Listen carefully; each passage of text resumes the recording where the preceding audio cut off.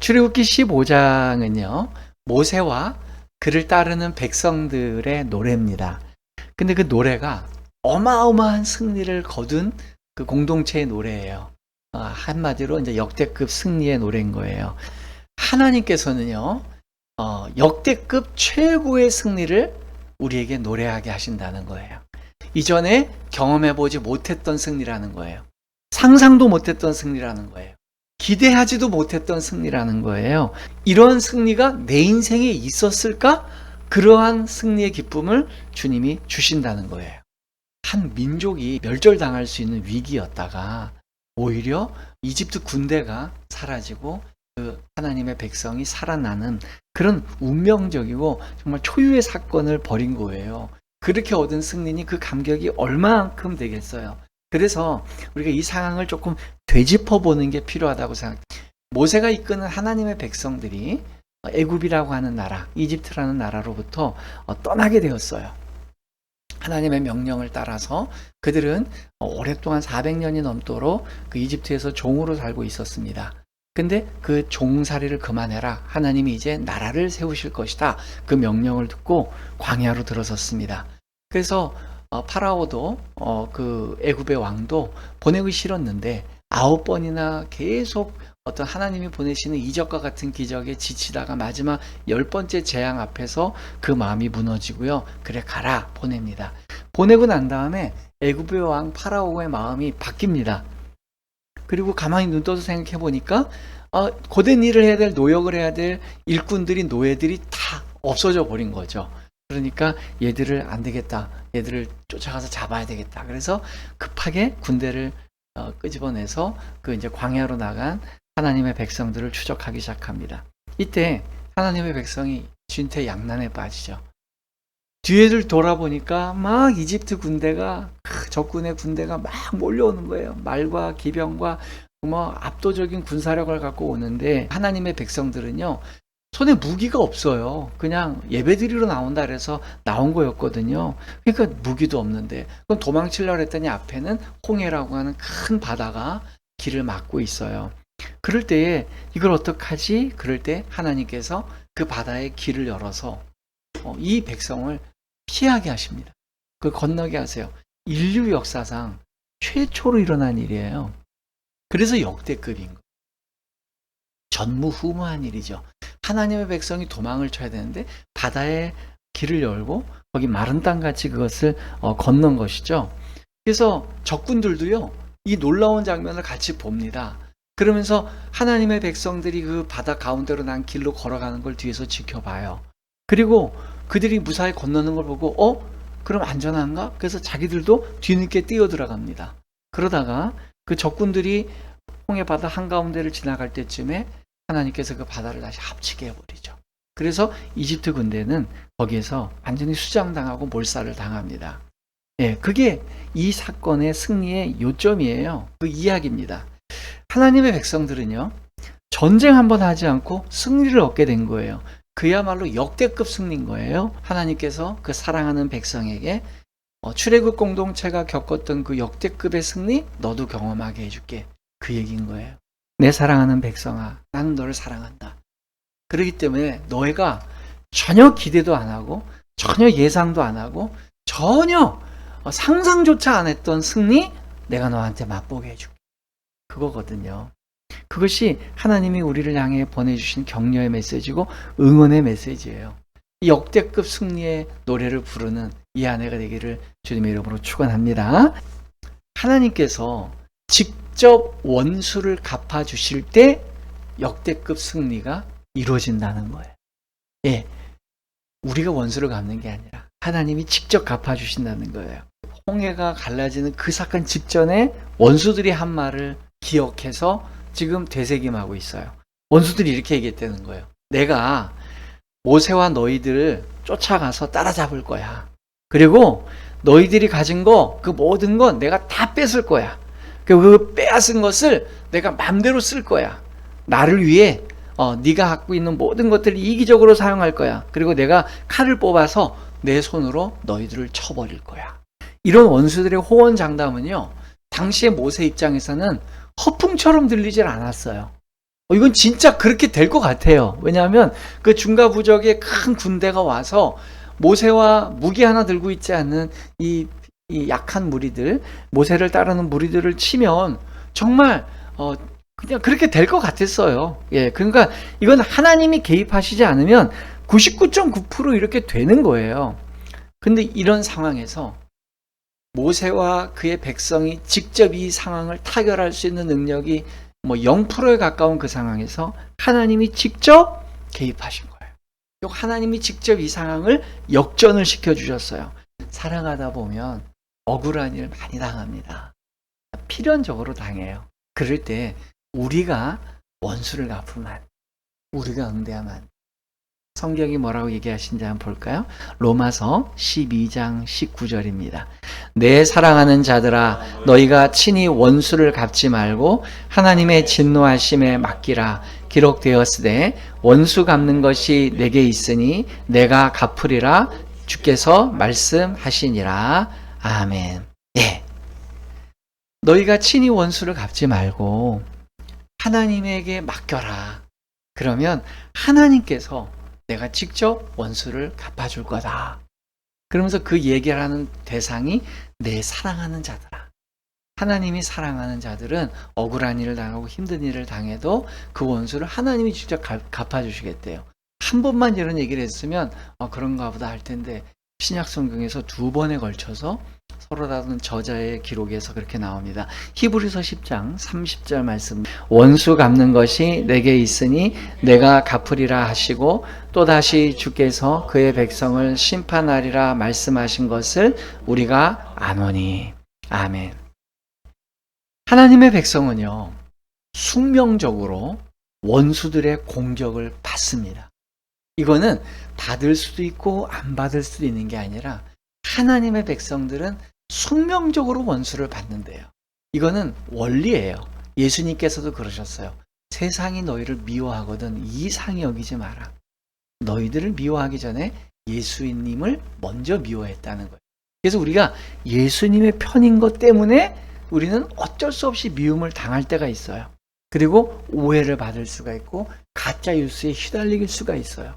말 만들기 좋아하는 사람들이 내가 하지도 않은 행동, 하지도 않은 말, 하지도 않은 것들에 그들은 계속 말을 부풀려서 얘기를 합니다. 그럴 때에 정말 인간적인 생각에서는 조목조목 사실에 근거해서 그거를 반박하고 싶은 마음이 들어요. 또 그렇게 할 수 있는 자료도 있어요. 그렇게 할 수 있는 언변도 있어요. 그렇게 할 수 있는 논리력도 있어요. 그러나 그렇게 하지 않습니다. 네, 그렇게 하지 않아요. 그 억울한 거, 그 가슴 아픈 거, 그 속상한 거 주님께 맡기는. 주님, 제가 이렇게 힘든 거 아시죠? 제가 이렇게 오해받고 가짜뉴스에 있는 거 아시죠? 주님이 하십니다. 주님이 알아서 하십시오. 라고 맡기는 거죠. 그럼 주님이 갚아주세요. 어떤 죄가 있을 때 그 죄를 우리가 갚잖아요. 그럼 그거는 이미 끝난 거예요. 보상이 끝난 거예요. 근데 우리가 안 갚아버리면 그건 미결 사건인 거예요. 그 미결 사건은 그때 하나님이 거기에 응징을 하시면 우리보다 더 확실하게 크게 역사하시는 거죠. 그래서 역대급 승리라는 건요, 절체절명의 위기를 극복하고 그것을 이겨낸 거잖아요. 그러니까 그 난처함, 당황스러움, 그 어려운 상황, 이걸 하나님께 아뢰일 때 주님이 그것을 극복하게 하신다는 거예요. 그러므로 역대급 승리를 경험한다는 건 뒤집어서 생각해 놓으면 그 승리가 있기 전까지는 굉장히 힘든 과정 속에 있을 수 있다는 거예요. 이게 끝이 보이지 않는 나락으로 떨어지는 것 같은 상황이 있을 수 있는데 주님은 반드시 역전을 이루신다는 거예요. 하나님의 말씀에 순종해서 광야로 나선 자들에게 승리의 노래를 주신다는 거예요. 이게 무슨 얘기냐? 여러분, 이 역대급 승리는요, 광야에서 일어난 거예요.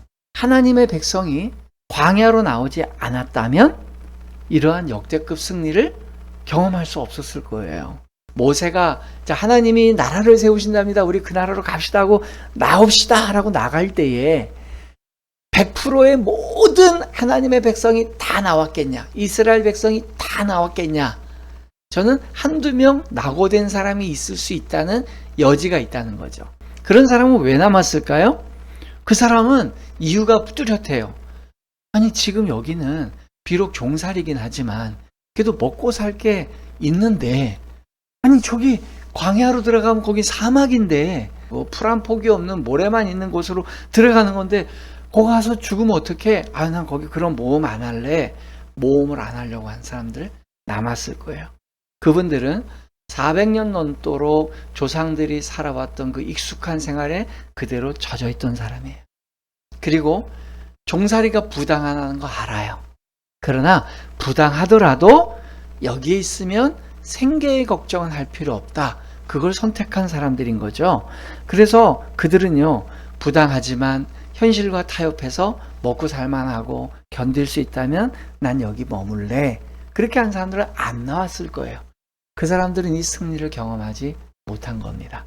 그러나 하나님 말씀을 듣고 광야까지 나온 사람, 불확실함을 선택한 사람들은 하나님의 이루시는 그 선택과 승리를 경험한 거예요. 400년 동안 굳어뒀던 그 삶을, 익숙함을 버리고 나온 사람들, 안정감보다는 불확실함을 선택한 사람들은 나온 거예요. 여기서 키포인트는 항상 불안정함을 선택하라는 게 아니에요. 항상 불확실함을 선택하라는 게 아닙니다. 중요한 건 뭐냐? 하나님이 이끄시는 삶이 지금 내가 안주하고 있는 삶과 견주어 볼 때 하나님께서 이끄시고 제시하시는 삶이 불안전하고 불확실하더라도 그 불안전하고 불확실함보다는 하나님이 명령하신 삶이니까 그걸 가겠다. 거기에 우선순위를 두느냐 마느냐의 문제라는 거예요. 궁극적으로 하나님의 말씀이냐 아니냐가 내가 익숙하냐 또 익숙하지 않느냐, 내가 확실하냐 확실하지 않느냐, 내 삶이 어떤 게 더 안전하냐 보다 더 우선한다는 거예요. 가장 안전한 곳은 하나님과 함께하는 곳이 가장 안전하면서 믿음으로 역대급 승리를 얻을 수 있는 그 두 가지가 다 충족되는 곳 없습니다. 항상 하나님의 순종에는요, 과격함도 따르고 항상 불안전함도 따르고 불확실함이 따르는 게 사실이에요.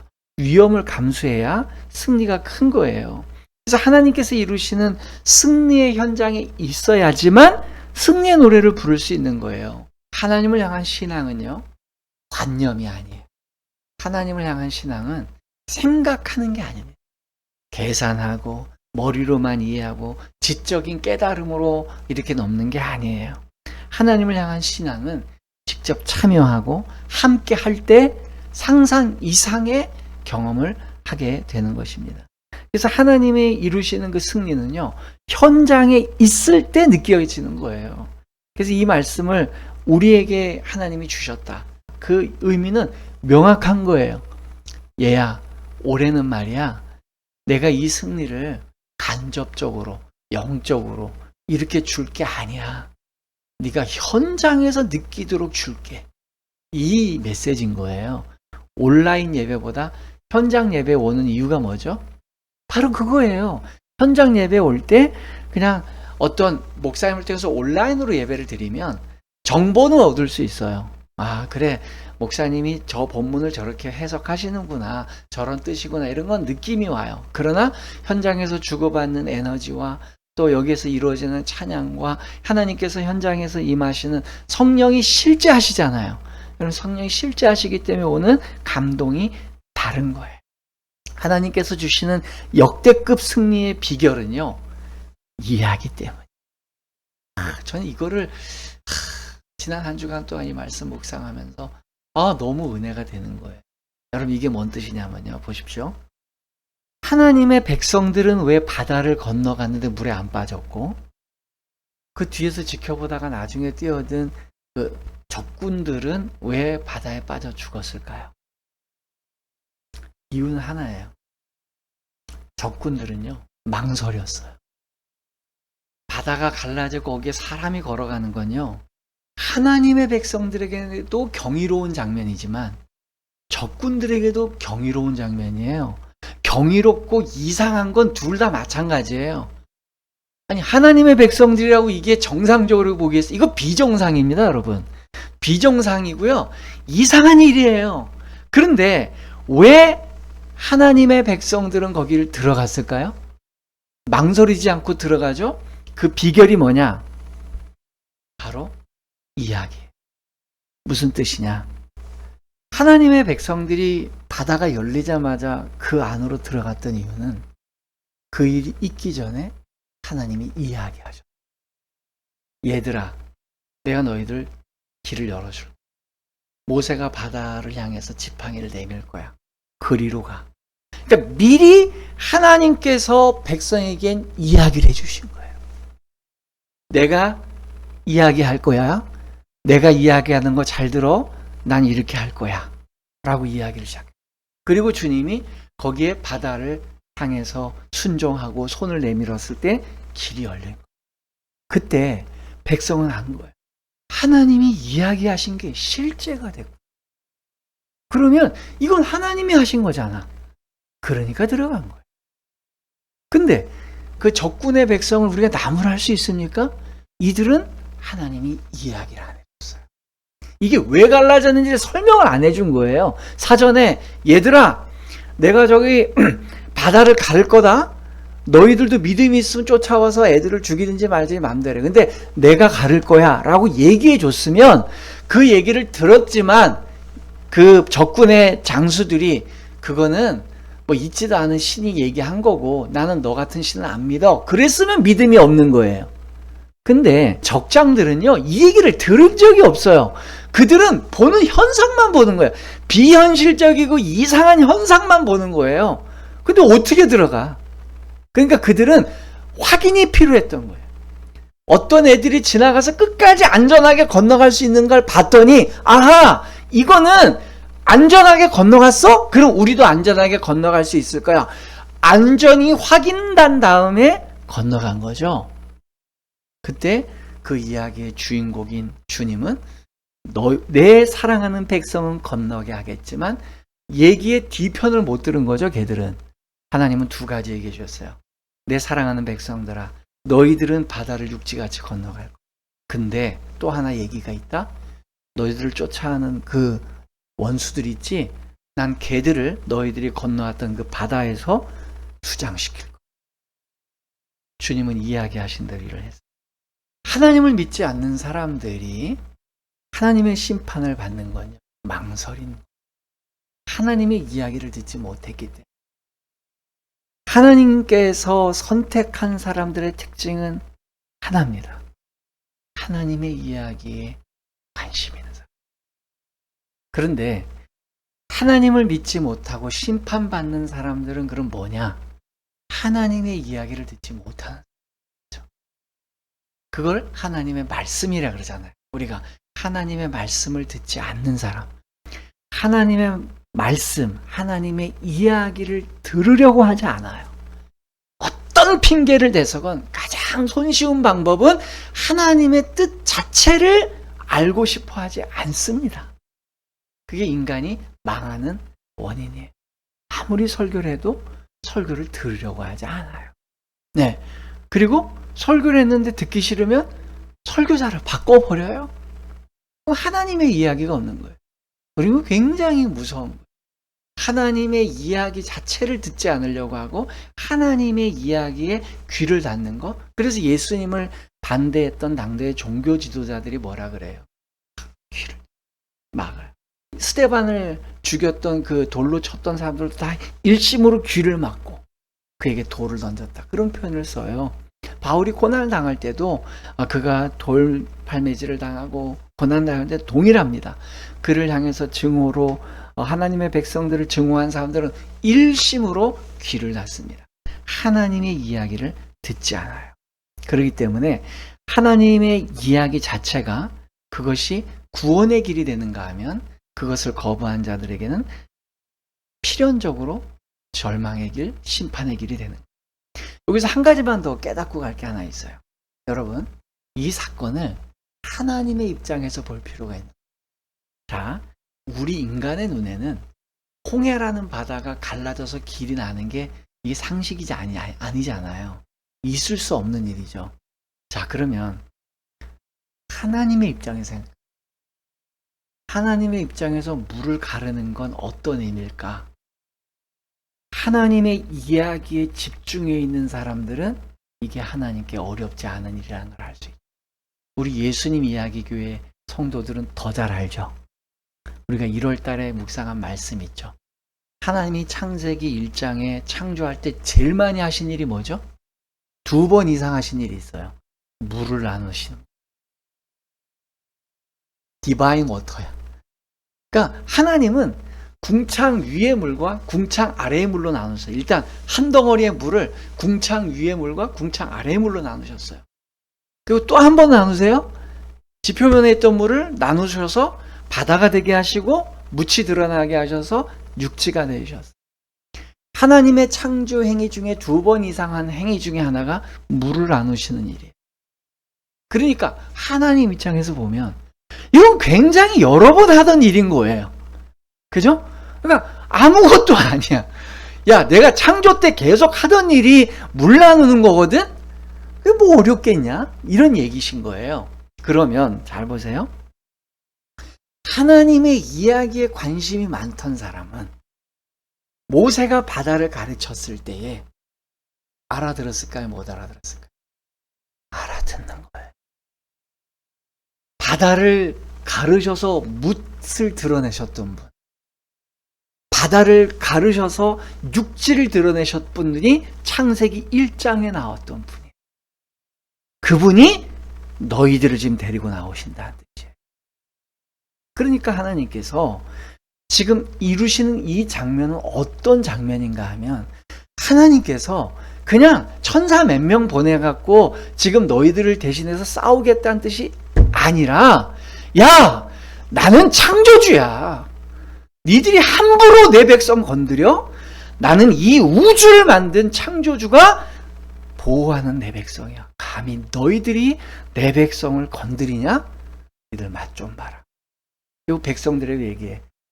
얘들아, 너 지금 누구 따라 나온 건지 알아? 난 창조주야. 물을 궁창 위의 물과 궁창 아래의 물로 나눴던 하나님이야. 내가 세상의 모든 물을 나눠서 육지를 드러냈던 너희들한테 보여줄게. 창세기 때에 내가 바다를 물러뜨려서 뭇이 드러나는 장면 너희들한테 보여줄게. 여러분, 이거는 단순히 탈출구 하나 만드는 게 아니고요. 창세기 1장을 시청각적으로 보여주는 거예요. 결론이에요, 여러분. 어떤 사람들은 이 이야기를 지어낸 얘기라 그래요. 이 얘기는 지어낸 얘기야. 어떻게 보면 그럴 수도 있어요. 안 믿겨지니까. 근데 거짓말을 만들어내려면 사실적인 기반에서 만드는 겁니다. 지금 이 이야기는 이집트를 탈출한 백성들이 한 나라를 세웠다는 얘기잖아요. 그러면 건국의 이야기를 나눌 때 좀 그럴싸한 얘기로 나눠야지 명분도 쓰고 실리도 챙길 수 있는 거예요. 그러니까 제가 생각할 때 모세가 지팡이를 가지고 이 적군들을 물리쳤다. 그럼 우리 인간이 상상할 수 있는 상상의 범주는 뭐가 있을까요?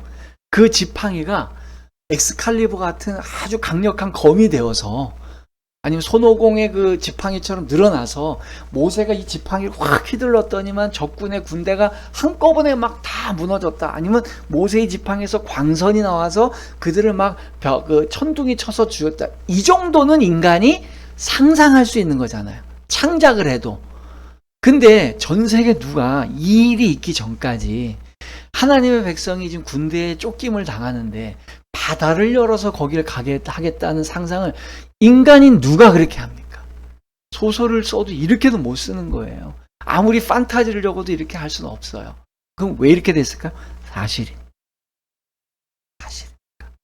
창조주 하나님이 자기의 위용을 계시하시고 드러내신 거죠. 믿지 못하는 사람들은요, 평생 그런 경험을 한 번도 안 해봤기 때문에 죽을 때까지 안 믿는 거예요. 그냥 그렇게 사는 겁니다. 그런 분들은 애굽에 종살이 하는 것처럼 노예로 살다가 가는 거예요. 세속의 시스템이 만든 이 세속의 적자생존의 시스템 안에서 그냥 노예처럼 살다가 가는 거예요. 그러나 하나님이 사랑하시는 백성들은 오늘날도 역대급 승리를 맛보게 하십니다. 우리의 삶의 순간순간 한순간에 창조주 하나님의 위용이 느껴지게 주님이 다가오신다.